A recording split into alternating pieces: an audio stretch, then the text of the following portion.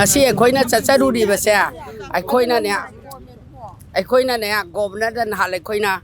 pamjaba dabi khara mangwon thare kana khoina numit tare ni thai tare ni si helabanina ngasi se karigi damaktai khoida pakhom pidana thabok onthoktana governor na tumin laibiri si karigi no ina hange ada man haye pakhom pidaba nate soidana pirakani hauji koiriba situation sida ai su karino haiba se center ga pau phaunaraga huji koiriba situation si namdhadragadi praja singse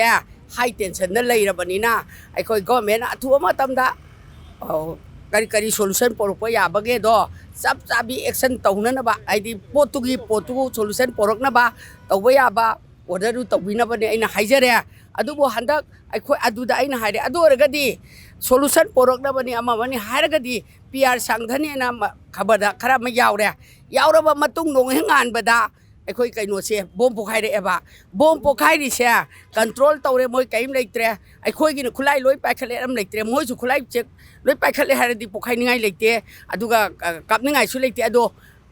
pabak chaw da su som da su ani makta tawrabadi PR se changdhana ba government gi plan la kuki na kaim taw nati haragadi government na tawribra PR changdhana ba tawribra sigi answer pami haire ba adu nati khoi su madugi yengba matamda hauji pochi khoi tasengna inquiry chatan khota tawkanda pochi NIA da sinagre moina soidana thabisi tawrani haibagi thajaba pire aduna ingna leibani aduga khoina government ama semge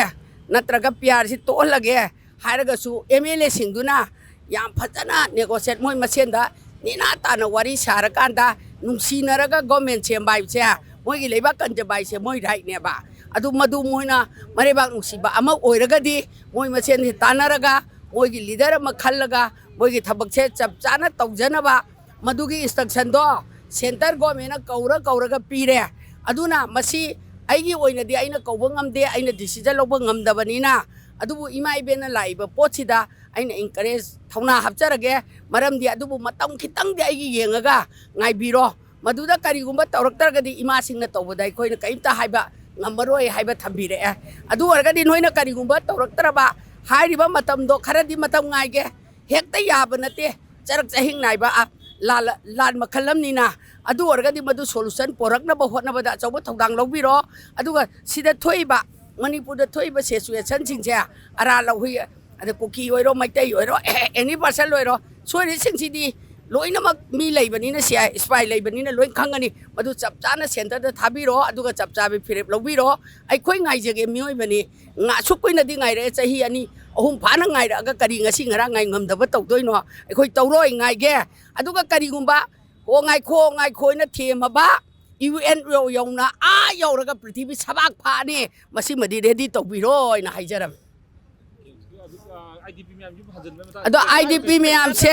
ma haine IDP miyam se hanjalle haire ba yare hanjalle kana hanjallage ba mi kharadi hanjalle khange ba aduga mi amada percentage piba se manade ba manadri si karigino yam thuna manhan biyo sida manada balarga koina thirubada amadana sampini amadana yankhai pini amadana humpu pini to yauri ba limit oigadam ne ba sama pire sama managada ba lising pire lising managada ba manada lising je thuna correction to biyo ado khoi matamdo horel hayang haidar su kharadi ngai jarage madu yam thuna to biyo tawida ba taragadi government gi mathakta oida pa da tawraga manipur thugai bi yaurani haiba poche koi thapjarame